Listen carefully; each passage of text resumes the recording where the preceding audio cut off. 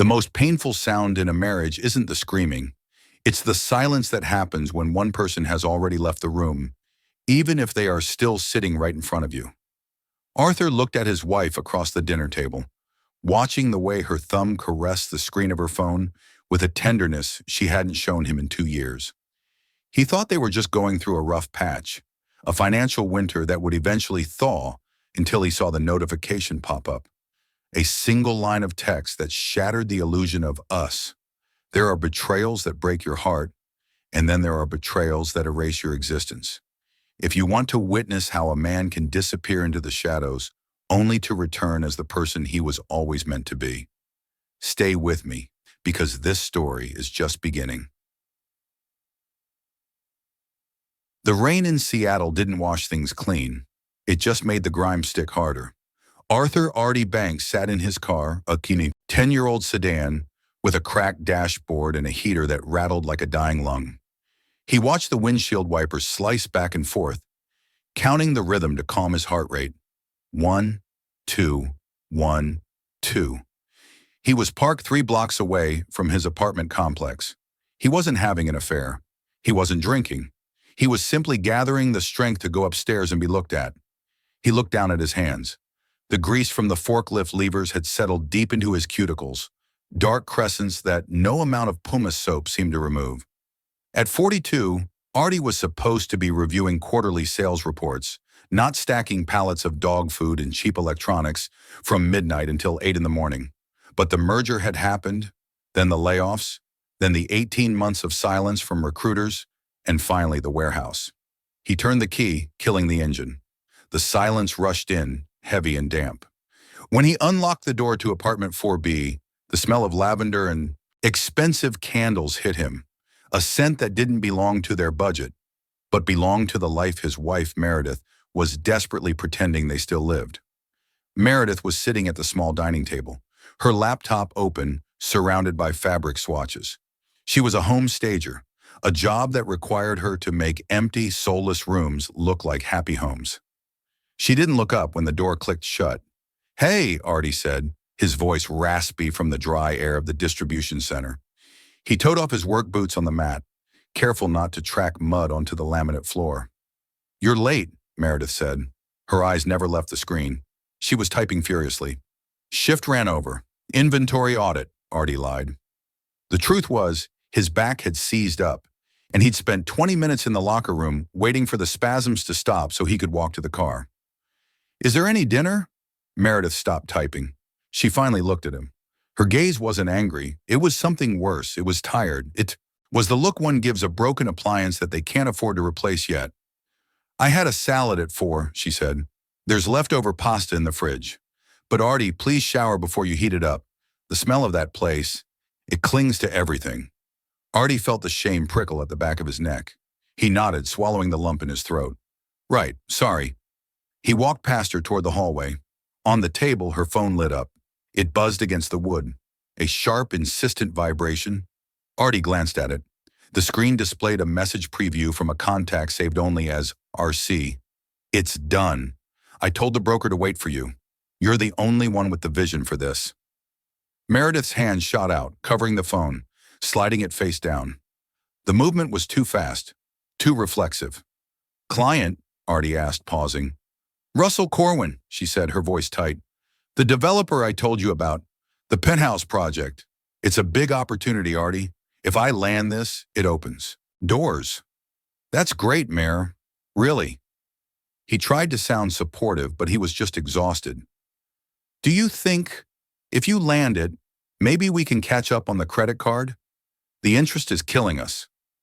Meredith let out a sharp sigh, pinching the bridge of her nose. "Can you not? I am trying to build a career here, Artie. I am trying to build a future. Can we not talk about the debt for 5 minutes? It's suffocating." "I'm working double shifts, Meredith. I'm trying too." "Are you?" She turned in her chair, facing him fully now. Her eyes swept over his stained gray hoodie, his slumped shoulders, his graying temples. "Because it feels like you're just surviving, and you're dragging me into the mud with you." The room went silent, save for the hum of the refrigerator. Artie stood there taking the blow, lacking the energy to deflect it. He wanted to tell her about his aching back, about the humiliation of being shouted at by a 20-year-old shift lead, about how he did it all to keep the lights on. Instead, he just nodded. "I'll go shower," he whispered. He walked into the bathroom and locked the door. He turned on the faucet, letting the cold water run, and stared at himself in the mirror. He looked like a ghost haunting his own life. Out in the living room, he heard Meredith's phone buzz again. This time she laughed, a light, airy sound he hadn't heard directed at him in years. The suit was a charcoal gray wool blend that Artie had bought 5 years ago for a regional sales conference in Denver. Back then, it had draped over his shoulders with a confident ease. Now it felt like a vice. The fabric pulled tight across his back, a constant reminder of the weight he had gained from stress and cheap processed meals, and the muscle he'd built lifting pallets. "Fix your collar," Meredith hissed under her breath. They were standing in the foyer of the Fairmont Olympic Hotel. The Urban Horizon Gala was in full swing. Inside the ballroom, a sea of black ties, sequined gowns, and the distinct, low hum of money being discussed. Meredith looked stunning in a deep emerald dress that clung to her frame, her hair swept up in a way that exposed the graceful curve of her neck. Artie fumbled with his collar. "Is it crooked?" "It's frayed, Artie," she whispered, her eyes scanning the room, looking for someone important, looking for anyone but him. "Just try not to draw attention to it. Keep your jacket buttoned." They moved into the crowd. Artie felt like an imposter. His hands, still rough from the warehouse, felt alien in his pockets. He wanted a drink, but he knew Meredith would judge him if he went for the open bar too early. "Meredith! Darling!" The voice boomed from the center of the room. A man approached them, cutting through the crowd like a shark through water. He was tall, tanned, and wearing a tuxedo that fit him so perfectly it looked like a second skin. "Russell," Meredith said, her entire demeanor transforming. The tension in her shoulders evaporated, replaced by a fluid, magnetic charm. She extended a hand, but Russell Corwin bypassed it and kissed her on the cheek.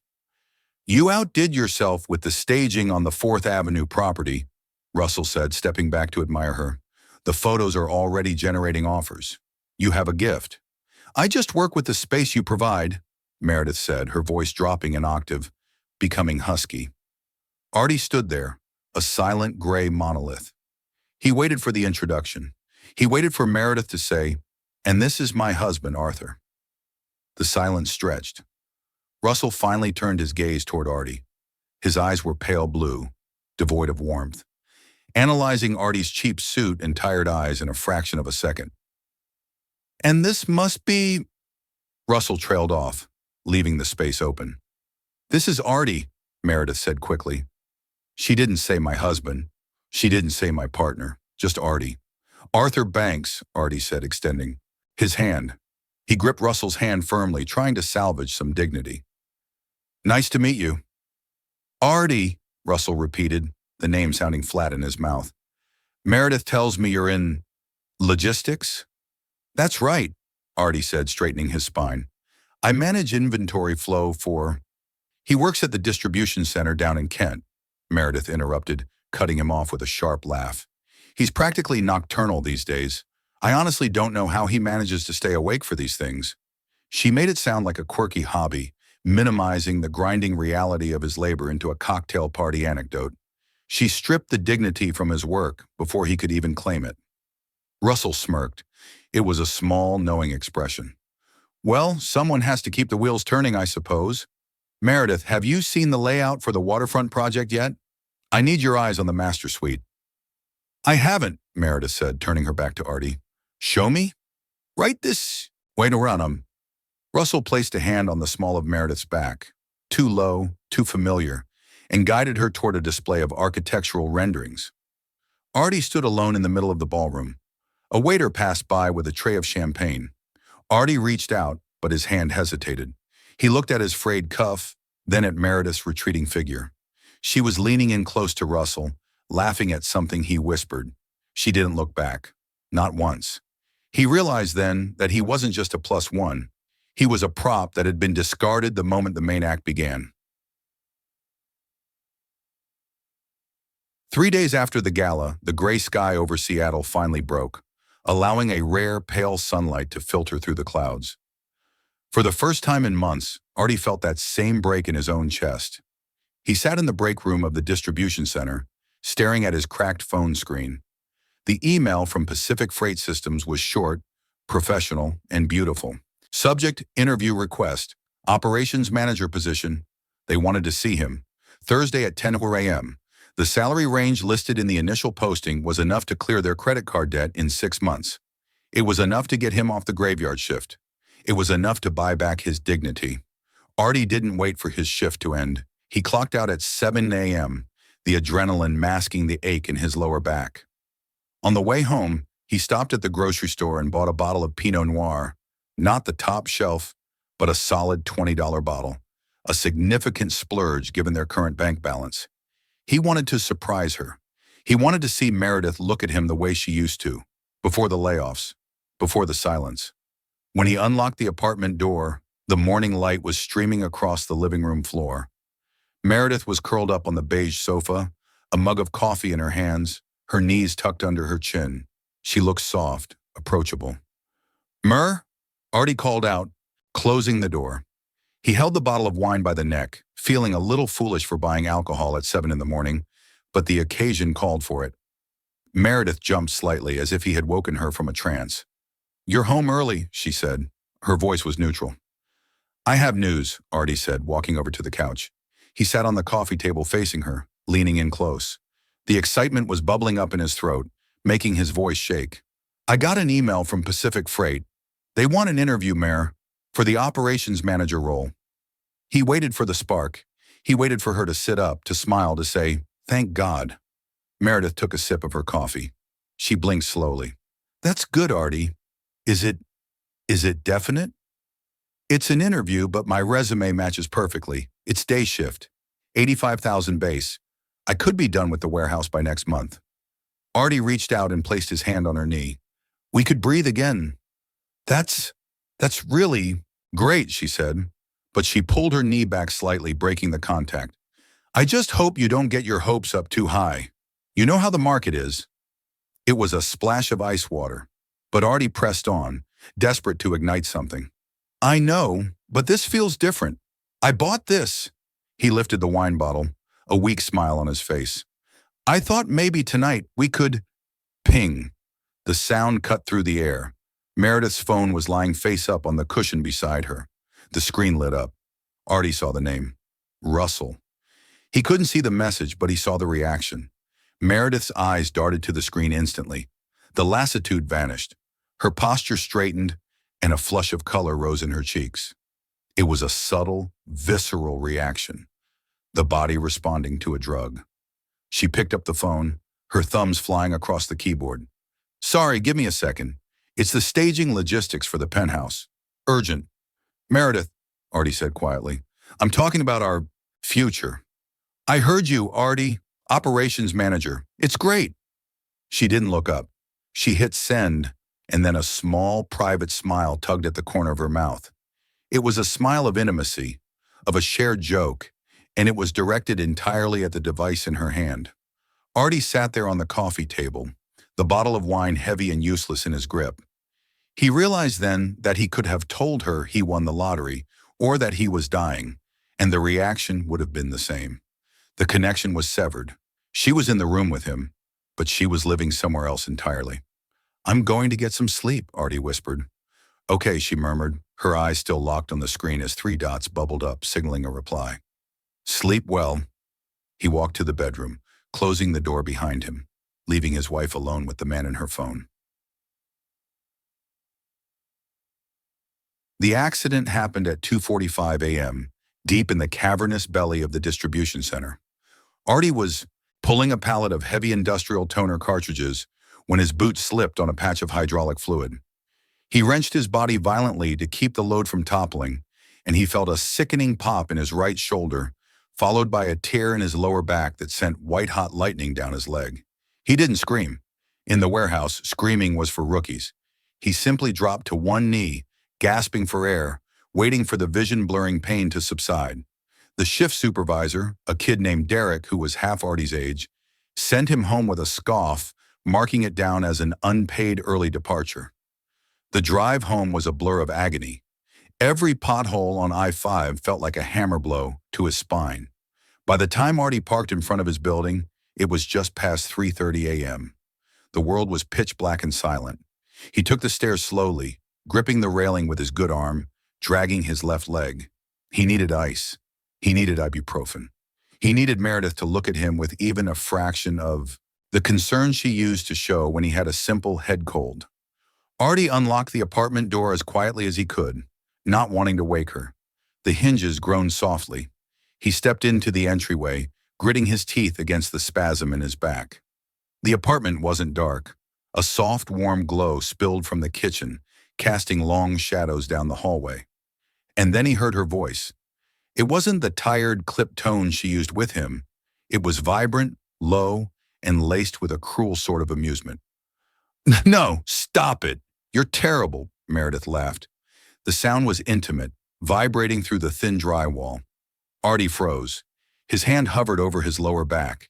He took a shallow breath and moved one step closer to the kitchen doorway.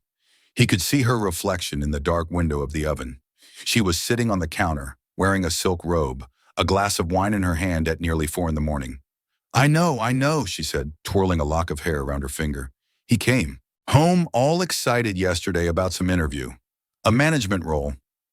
Artie's heart hammered against his ribs. She was talking about him. There was a pause as she listened to the person on the other end. Russell. Artie knew it was Russell. "Oh, please," Meredith scoffed, taking a sip of wine. "Even if he gets it, he's still him. You know? He's just become so small. He wears these cheap suits that smell like mothballs in desperation. And when he comes home from that warehouse..." She wrinkled her nose, performing disgust for an audience of one. "God, Russell, the smell. It's like industrial grease and sweat. It seeps into the sheets. I feel like I'm sleeping next to a janitor." The words hit Artie harder than the palate ever could. He stood in the hallway, the physical pain in his back suddenly eclipsed by a cold, hollow sensation in his chest. It wasn't just that she was talking to another man, it was the contempt. She wasn't just cheating, she was dissecting his dignity. To entertain her lover, she was using his struggle, the struggle he endured for her, as a way to bond with a man who had never worked a manual day in his life. "I know," Meredith whispered, her voice softening into something breathless. "I know where I belong. Just be patient. I have to play the part a little longer." Artie stepped back. His boots squeaked on the floorboard. Meredith froze. "Hold on," she whispered urgently. Artie turned. Ignoring the fire in his spine, he retreated silently into the bathroom and locked the door. He turned on the shower, blasting the water to drown out the sound of his own jagged breathing. He stared at his reflection in the mirror. Gray skin, dark circles, the face of a janitor. She was right. He was small. But as he looked into his own eyes, something else began to form behind the pain. A cold, hard resolve. He wasn't going to interrupt her call. He wasn't going to fight for her, because there was nothing left to fight for. The interview at Pacific Freight Systems lasted only 15 minutes.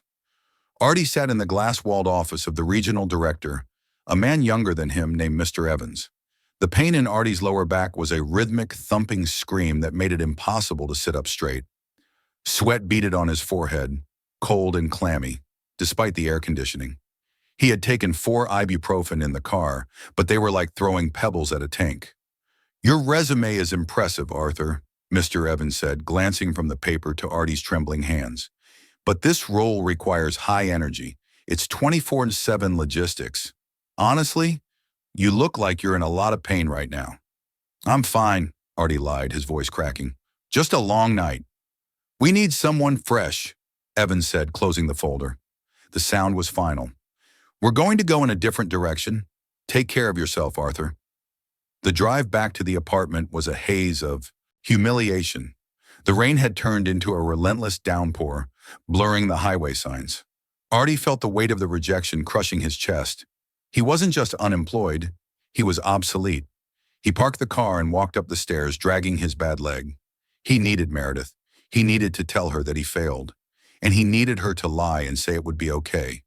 He needed to be held just for a moment, to remember that he was a human being. When he opened the door, the apartment smelled of expensive hairspray and leather. Meredith was standing by the mirror in the hallway, adjusting an earring. She was wearing a black cocktail dress, backless and sleek. Her makeup was flawless, a sharp armor against the world. She looked vibrant, alive, everything Artie was not. She saw him in the reflection and paused, her expression tightening. "You're back," she said. Not a question, a statement of inconvenience. "They didn't take me," Artie said, his voice hollow. He leaned against the door frame, unable to stand under his own power. "I didn't get the job, Mir. I think I messed it up." Meredith turned around. There was no sympathy in her eyes, only a flash of irritation that he was bringing bad news into her good mood. "Well," she sighed, picking up her clutch. "I told you not to get your hopes up. You've been out of the game too long, Artie. You project defeat." "I need to sit down," Artie whispered. "Can we just—" "Are you going out?" "Russell is hosting a private viewing for the investors tonight at the waterfront," she said, checking her watch. "I have to be there. It's critical for the contract." Artie looked at her. "Stay with me tonight, please. My back is killing me, and I don't want to be alone right now." Meredith looked him up and down. She took in the gray pallor of his skin, the grease stain on his jeans, the sheer exhaustion radiating off him. She looked at him not like a wife, but like a curator looking at a piece of art that had been damaged beyond repair. "I can't, Artie," she said coldly. "And honestly, look at you. You're a mess. If I brought you tonight, people would think I was running a charity. You're not presentable." The word hung in the air between them. Presentable. She walked past him, the scent of her perfume washing over him, a sweet, suffocating cloud. She didn't kiss him goodbye. She didn't touch his arm. She simply opened the door. "There's frozen pizza in the freezer," she said over her shoulder. "Don't wait up." The door clicked shut. The lock engaged. Artie stood alone in the hallway. The silence of the apartment was absolute. He looked at the empty space where she had stood, realizing that she hadn't just left for the night. In every way that mattered, she had left a long time ago. The silence that followed Meredith's departure was heavy, settling over the apartment like dust. Artie stood in the hallway for a long time, listening to the fading sound of her heels clicking on the exterior walkway, then the engine of her car starting, and finally the quiet return of the rain drumming against the window. He didn't cry. He didn't throw the vase of white lilies Meredith had placed on the entry console.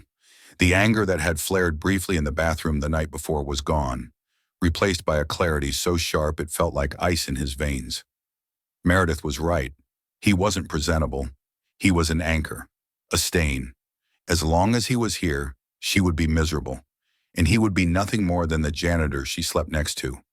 He moved toward the bedroom, his steps slow and deliberate. The pain in his back was still there, a dull throb, but it felt distant now, belonging to a body he was about to leave behind. He pulled his old gym duffel bag from the top shelf of the closet. It smelled of stale canvas. He unzipped it and began to pack. He didn't take much.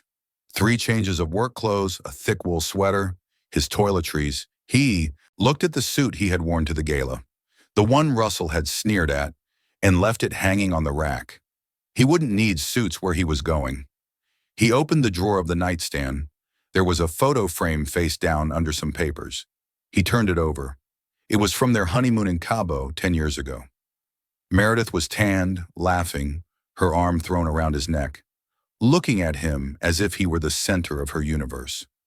Artie looked at the photo for 10 seconds, memorizing the ghost of the woman she used to be, then placed it gently back in the drawer, face down. He walked into the kitchen. On the counter sat a stack of mail, topped with the electricity bill. It was overdue, a pink notice. Artie reached into his pocket and pulled out his wallet. He took out the $200 in cash he had, his emergency fund. He placed the bills on top of the notice. Then he reached for his left hand. The wedding band was a simple gold loop, scratched from years of wear. It felt tight as he worked it over his knuckle. It resisted, as if the ring itself had more loyalty to the marriage than Meredith did. With a final tug, it came free. He placed the ring precisely in the center of the electricity bill. The gold caught the dim light of the under-cabinet bulb. It looked small, insignificant. He didn't write a note. There was nothing to say that she didn't already know, and anything he wrote would only be an annoyance to her when she came home to tell him about her triumph with Russell. He zipped up the duffel bag and slung it over his good shoulder. He walked to the front door and placed his house keys on the mat. He paused, looking back at the apartment one last time. It was perfectly staged, beautiful, cold and empty. Artie opened the door and stepped out. The night air was freezing. He walked down the stairs, bypassing his car. He couldn't afford the gas, and the registration was in her name anyway. He walked past the rows of parked sedans and SUVs out of the complex and onto the wet sidewalk. The rain soaked through his hoodie instantly, chilling him to the bone, but he kept walking. He walked toward the bus station, toward the edge of the city, walking away from Arthur Banks, the failed manager, the embarrassment. He walked until the lights of the apartment complex were just a blur in the distance, swallowed by the gray, relentless night. Meredith didn't get home until nearly 4:01 a.m. The gala had transitioned into an exclusive after-party at the penthouse, and the adrenaline of closing the deal and the lingering touch of Russell's hand on her waist had kept her awake far past the point of exhaustion. She unlocked the door, expecting the familiar, irritating sounds of Artie's presence, the snoring from the bedroom, the smell of heating cream for his back, the heavy silence of his resentment. Instead, the apartment was still. Not peaceful, but vacant. The air felt static, undisturbed. "Artie?" she called out, tossing her clutch onto the sofa. She kicked off her heels, wincing as her feet hit the cold floor. "I hope you didn't wait up." She walked into the kitchen for a glass of water. The under-cabinet light was the only illumination. It glinted off something metallic on the counter. Meredith stopped.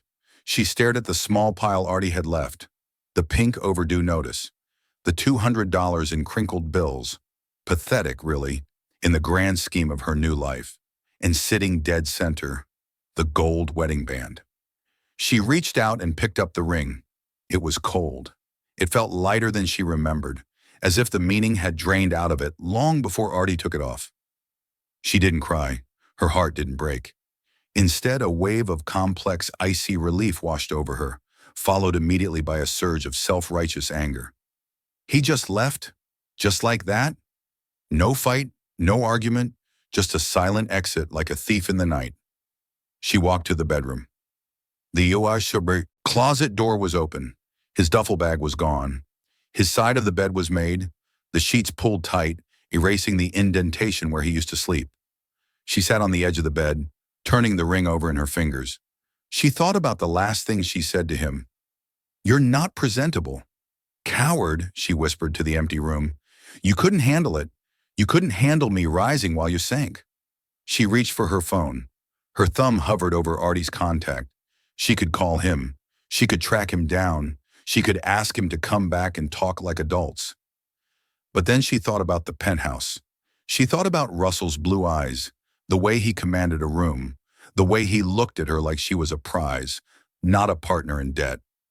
If Artie was gone, truly gone, then the anchor was cut. She didn't have to explain him anymore. She didn't have to hide him. She exited Artie's contact and scrolled down to Russell. She hit the call button. He answered on the second ring, his voice groggy but alert. "Meredith, is everything okay?" Meredith let a tremor enter her voice. She created the sob that rose in her throat, making it sound fragile, terrified. "Russell," she breathed. "He's gone. Artie, he left me. I came home and his things were gone. He left his ring on the bill." "What?" Russell's voice sharpened, protective and possessive. "He abandoned you?" "I think he couldn't handle the pressure," she lied, spinning the narrative as effortlessly as she staged a living room. "He knew I was succeeding, and he bailed. I'm all alone here, Russell. I don't know what to do." "You are not alone," Russell said firmly. "Pack a bag. Get out of that depressing apartment. I'm sending a car for you. You're staying with me until we sort this out." "Okay," Meredith whispered, allowing herself a small, victorious exhale. Okay, Russell, thank you. She hung up the phone and looked at the gold band one last time. She walked to the kitchen trash can and dropped it in. It made a small clink as it hit the bottom, buried beneath the remnants of their takeout dinners and unpaid bills. She didn't look back. She went to pack her silk dresses. The janitor was gone. The queen was ascending. 5 years later, the rain in Seattle hadn't changed, but the view from the window had. Meredith stood in the kitchen of the sprawling glass and steel mansion in Medina, overlooking Lake Washington. The countertops were Italian marble, cold to the touch. The appliances were German, silent, and sleek. Everything in the house was a testament to vision and success, exactly the kind of life she had staged for other people 1,000 times. Now she lived in it, but the silence here was different than the silence in the old apartment. That silence had been heavy with unspoken resentment. This silence was vast, echoing, and lonely. It was 9:30 p.m. The dinner she had prepared, herb-crusted lamb, Russell's favorite, sat cooling on the island, untouched. The sound of the garage door opening rumbled beneath the floorboards. Meredith straightened her posture instinctively. She checked her reflection in the dark glass of the oven. At 42, she was thinner than she had been 5 years ago, her face sharper, her skin pulled tight by expensive treatments, and the constant, low-level anxiety of pleasing a man who was never satisfied. Russell walked in through the mudroom. He was on his phone, barking orders at a contractor. He didn't look up as he entered the kitchen. He dropped his keys on the marble with a clatter that made Meredith flinch. "They need the permits by Tuesday, or I'm pulling the funding." "Don't test me," Russell snapped into the phone, then ended the call. He tossed the device onto the counter and finally looked at her. "You're still up," he said. It wasn't a greeting. "I made dinner," Meredith said, gesturing to the lamb. "You said you'd be home by 7. Russell walked to the fridge, ignoring the food, and pulled out a bottle of sparkling water. "Something came up, client dinner, I ate." He walked past her, and the scent hit her. It wasn't the smell of grease or sweat or hard labor. It was worse. It was the cloying floral scent of Chanel Chance, a perfume Meredith didn't wear. It clung to his suit jacket, mixed with the smell of expensive scotch. Meredith felt the familiar sting in her throat, the humiliation she had learned to swallow along with her daily vitamins. "Russell," she said quietly, "you smell like her." Russell stopped. He turned slowly, his blue eyes cold and amused. He didn't deny it. He didn't panic. He simply looked at her with the boredom of a man who knows he holds the deed to the house, the lease on the car, and the signature on the bank accounts. "Don't start, Meredith," he said, taking a sip of water. "I provide a very comfortable life for you. You live in a $4 million house. You drive a Porsche. Don't ruin it by being insecure. It's unattractive." He walked over and brushed a thumb across her cheek. His touch was possessive, but devoid of warmth. "Besides, where would you go? Back to staging condos for first-time buyers? Back to that depressing little life you ran away from?" The threat was clear. "I made you. I can unmake you." "I just want us to spend time together," she whispered, hating the desperation in her voice. "We will," he said dismissively, checking his watch. "Actually, I need you tomorrow. We have a site inspection at the new distribution hub in Tacoma. The logistics team is giving us a walkthrough of the new automated systems. I need you to charm the investors. Wear the red dress." "Tacoma?" Meredith asked. "I thought the project was in Bellevue." "This is the supply chain partner. It's grim industrial stuff, but the contract is worth $10 million. Just look pretty and don't ask too many questions." He turned and walked toward the master bedroom. "I'm going to shower. Sleep in the guest room if you're going to pout." Meredith stood alone in the perfect multi-million-dollar kitchen. She looked at the cold lamb. She looked at the dark window where her reflection stared back. A woman draped in silk and diamonds, trapped in a box of her own making. She had traded a man who smelled of work for a man who smelled of other women, and she realized with a terrifying clarity that the price of her admission to this life was her soul. The Tacoma distribution hub was a monstrosity of corrugated steel and concrete, stretching out over 4 football fields under the gray Washington sky. Inside, the noise was a physical force. The beep of reversing forklifts, the hydraulic hiss of conveyor belts, and the thunderous echo of pallets hitting the floor. Meredith hated it instantly. She adjusted the hem of her red dress, feeling ridiculous standing on the loading dock in 3-inch heels. The damp air ruined her blowout. Within minutes, she stood slightly behind Russell, who was busy laughing loudly with a group of investors, pointing at the automated sorting lines like a king surveying his peasants. "This facility handles 40% of the coastal freight," Russell announced, his voice booming. "Efficiency is key. We need to ensure the logistics partner can keep up with my development timeline. If they lag, we lose money." "We don't lag, Mr. Corwin." The voice cut through the noise. It was a baritone, steady and calm, projecting without shouting. It came from the far end of the dock. Meredith felt a strange phantom vibration in her chest. She knew that timbre, but it sounded deeper, sharper than she remembered. A group of men in high-visibility vests parted. Walking toward them was the director of operations. He was wearing dark work pants, steel-toed boots, and a crisp, white button-down shirt with the sleeves rolled up to the elbows, revealing forearms that were tanned and corded with muscle. He held a tablet in one hand and a hard hat in the other. Meredith stopped breathing. It was Artie. But it wasn't the Artie she had left. The gray pallor was gone, replaced by the healthy, weathered complexion of a man who spent time outdoors. The slight stoop in his shoulders, the weight of his failure, had vanished. He walked with a fluid, predatory grace. His hair was cut short, military style, speckled with distinguished salt and pepper at the temples. He looked solid. He looked formidable. He stopped 5 feet away from the group. He didn't look at the investors. He looked straight at Russell, and then his gaze slid, cool and unhurried, to Meredith. There was no flinch, no widening of the eyes, no pain. He looked at her with the same professional detachment he would give a shipping manifest. "Mr. Banks," Russell said, extending a hand, completely oblivious to the history standing in front of him. "Good to see you. We were just discussing throughput." "Mr. Corwin," Artie said. He shook Russell's hand, a firm, brief grip. "We're running at 98% efficiency. The new automated bays you're investing in will bring that to 99.5% by Q3. Russell beamed, turning to the investors. "See? This is what I'm talking about. Competence." He turned back to Artie. "Arthur, I don't believe you formally met my partner, Meredith." The air in the loading dock seemed to be sucked into a vacuum. Meredith felt her knees tremble. She felt naked in her red dress, exposed as a decoration in the presence of a man who built things. Artie turned his body toward her. Up close, she could smell him.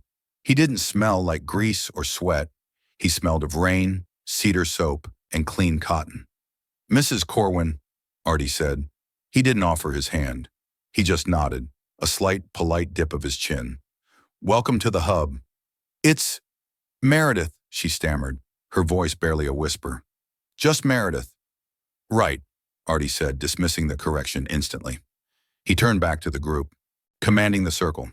"If you'll follow me, gentlemen, I want to show you the fleet integration system. Watch your step on the yellow lines." He turned and walked away, leading the pack of wealthy men like a general leading troops. Russell followed him like a puppy chasing a ball. Meredith stood frozen on the concrete. For 5 years, she had told herself she left a loser. But as she watched Artie command the room, realizing he hadn't looked at her with longing, or anger, or even recognition, he had looked at her like she was a stranger. She realized she was the one who had been left behind. The tour concluded in the administrative wing, a glass-encased command center overlooking the warehouse floor. The walls were lined with monitors tracking GPS coordinates of trucks across the tri-state area. It was a room of control, precision, and authority. "I need to take this," Russell said, glancing at his phone as it vibrated against his tailored suit. "It's the zoning commission. Meredith, stay here. I'll be 2 minutes." He stepped out into the hallway, leaving the heavy glass door to swing shut with a soft thud. The silence that followed was thick, filled only by the hum of the server racks in the corner. Artie walked behind his desk, a slab of reclaimed heavy oak, and began stacking the investor packets. He didn't look at her. He moved with the economy of motion of a man who didn't waste energy on unnecessary things. Meredith stood near the window, clutching her purse like a shield. Her heart was hammering against her ribs, a frantic bird trapped in a cage. She watched him. She looked for the slouch, the hesitation, the apology in his eyes. She found none. "So," she said, her voice trembling slightly, "Director of Operations, you've done well for yourself." Artie didn't look up from the papers. "I did the work." "It's been 5 years, Artie," she pressed, taking a step toward the desk. "You just vanished. No divorce papers. No lawyers. Just a ring on a bill." "It seemed efficient," Artie said. He finally stopped moving his hands and looked at her. His eyes were dark, unreadable. "You wanted me gone. I removed myself. I assumed you handled the legalities. Judging by the diamond on your finger, you managed just fine." Meredith flinched. The reference to the ring was clinical, devoid of jealousy. "I didn't want you gone," she lied, the words tasting like ash. "I wanted you to try, to be more. And now look at you. You're this."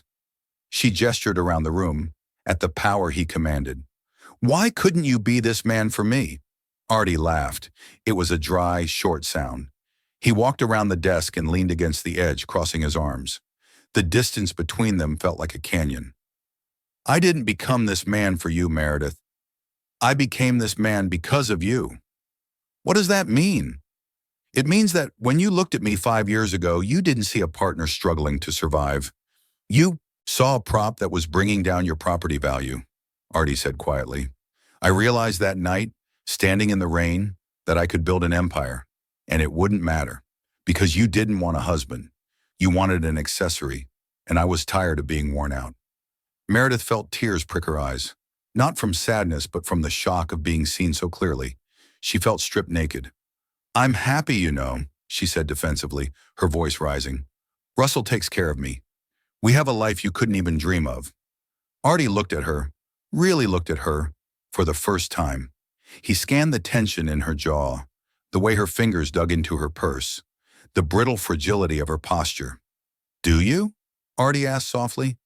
"Because from where I'm standing, you look exhausted. You look like you're still auditioning for a role you already got." "Don't you dare pity me," she hissed. "I don't pity you," Artie said, turning back to his computer screens. "I don't think about you at all." The door clicked open. Russell strode back in, slipping his phone into his pocket, oblivious to the wreckage in the room. "Crisis averted," Russell announced, clapping his hands together. "Ready to go, Mer? This place gives me a headache. Too much noise." Meredith swallowed hard, forcing the mask back onto her face. She looked at Artie one last time, begging for him to crack, to show anger, to show something. Artie just typed on his keyboard. "Drive safe, Mr. Corwin. The roads are slick tonight." He didn't watch them leave. The rain had picked up, drumming relentlessly against the roof of Russell's silver Porsche Panamera. Inside, the climate control was set to a perfect 70 degrees, and the leather seats smelled of conditioning cream and stale silence. "Where is your scarf?" Russell asked, drumming his fingers on the steering wheel. He was checking his emails, the blue light of the phone illuminating his impatient frown. "See, Hermes one. You had it when we walked in." Meredith touched her neck. The silk was gone. She must have left it in the conference room, or maybe it had slipped off when she was trembling in front of Artie. "I left it inside," she said, her hand reaching for the door handle. "I'll be right back." "Leave it," Russell snapped, not looking up. "I'll buy you another one. I want to beat the traffic back to the city." "It's not about the money, Russell," Meredith said, a rare flash of defiance cutting through her voice. "It's mine. I'm getting it." She pushed the door open before he could argue, stepping out into the freezing downpour. She didn't run. She walked quickly toward the administrative entrance, her heels clicking on the wet asphalt. She didn't really care about the scarf. She just couldn't leave yet. The interaction in the office felt unfinished, a wound left gaping open. She needed him to say something else. She needed him to yell, to accuse her, to tell her she ruined his life. If he hated her, it meant she still mattered. It meant the last 5 years of her life had weight. She reached the glass doors just as Artie was pushing them open from the inside. He was wearing a charcoal wool coat over his work clothes now, carrying a leather messenger bag. He stopped when he saw her standing in the rain, shivering in her backless dress. "You forgot this," Artie said. He reached into his bag and pulled out the silk scarf. He held it out to her, not stepping into the rain, remaining under the overhang. Meredith took it. Her fingers brushed his, calloused, warm, steady. She pulled her hand back as if burned. "Artie," she whispered, clutching the damp silk to her chest. "Wait." He paused, one hand on the strap of his bag. He looked at her with that same maddening, polite distance. "I wanted to tell you," Meredith started, her voice cracking against the sound of the rain. "I wanted to tell you that I'm sorry for the way I did it, leaving the ring. The note, I know it broke you." She waited for the nod. She waited for him to admit that he had spent nights staring at the ceiling, wondering why he wasn't enough. Artie tilted his head slightly, watching a stream of water run off the awning. He looked thoughtful, but not sad. "It didn't break me, Meredith," he said softly. "It woke me up." Meredith blinked, the water running down her face masking her tears. "What?" "For 10 years, I tried to shrink myself to fit into the space you allowed me," Artie said. His voice was calm, devoid of malice. "I walked quietly. I took the graveyard shifts. I apologized for existing because I thought if I just made myself smaller, you wouldn't leave. When you left, I realized I didn't have to be small anymore." He stepped past her, moving toward a black Ford pickup truck parked in the reserved slot marked Director. "You didn't ruin my life," he said, opening the driver's side door. He looked back at her one last time. "You saved it. If you had stayed, I would have died in that warehouse trying to buy your happiness. So thank you, Meredith." "Sincerely." He climbed into the truck. The engine roared to life, a deep, powerful rumble. Meredith stood alone on the sidewalk. The apology died in her throat. She had come looking for forgiveness, or perhaps vengeance. Instead, she received gratitude, and that was the cruelest thing of all. She watched his taillights fade into the mist, realizing with a sick, sinking feeling that while she had spent 5 years running away from him, he had simply outgrown her. Meredith walked back to the Porsche, her heels dragging on the wet pavement. The rain had soaked through the silk of her dress, pasting the fabric to her skin, chilling her to the marrow. She opened the passenger door and slid into the leather seat. "Jesus, Meredith," Russell snapped, glancing over at her. "You're soaking wet. You're going to ruin the upholstery." He reached into the back seat and tossed a dry towel at her. A microfiber cloth meant for detailing the dashboard, not for drying a wife. "Wipe off before you lean back," he instructed, putting the car into gear. "What took you so long? Did you find the damn scarf?" Meredith looked down at her lap. She was clutching the Hermes silk in her hands, twisting it until her knuckles turned white. It was just a piece of fabric, a colored square of status. "I found it," she said, her voice hollow. "Good. Now buckle up. I want to get out of this wasteland." Russell punched the accelerator. The Porsche surged forward, the engine purring with a refined, muted aggression. They glided out of the industrial park, leaving the concrete monstrosity of the distribution hub behind in the rearview mirror. Meredith turned her head and watched through the rain-streaked window. She saw the black pickup truck still parked under the awning. She imagined Artie sitting inside, maybe checking his messages, maybe calling someone who actually cared if he had a hard day. Someone who liked the smell of cedar and rain. "He seems competent," Russell said idly, breaking the silence as they merged onto the freeway. "Banks. A bit rough around the edges, but he knows his numbers. Maybe we can poach him for the Portland project next year." Meredith felt a laugh bubble up in her throat, a jagged, hysterical sound that she barely managed to swallow. "I don't think he's for sale, Russell." "Everyone is for sale, Meredith," Russell said with a smirk, reaching over to turn up the heat. Not for her comfort, but to defog the windshield. "You of all people should know that." The words hit her like a physical slap. She looked at him, at the sharp jawline she had once admired, the expensive watch, the arrogance that she had mistaken for security. She realized then that he knew. He knew exactly who Artie was. He knew exactly what he had taken from him. And he didn't care. To Russell, Artie was just another resource to be exploited, and Meredith was just another asset he had acquired. She looked forward at the road stretching out ahead of them, a ribbon of asphalt leading back to the glass house, the cold marble counters, and the empty bed. Artie was right. She had saved him. She had cut him loose from the anchor of her own vanity, allowing him to swim to the surface. And in doing so, she had tied the weight around her own ankle. "Are we going to the club for dinner?" Russell asked, checking his reflection in the rearview mirror. "I'm not hungry," Meredith whispered. "Well, I am. We're going." Meredith didn't argue. She simply leaned her head against the cold glass of the window, watching the city lights blur into streaks of golden red. She closed her eyes, but she couldn't block out the image of Artie's face. Calm, strong, and completely free. The car sped on through the dark, carrying her swiftly and luxuriously toward a life sentence she had chosen for herself.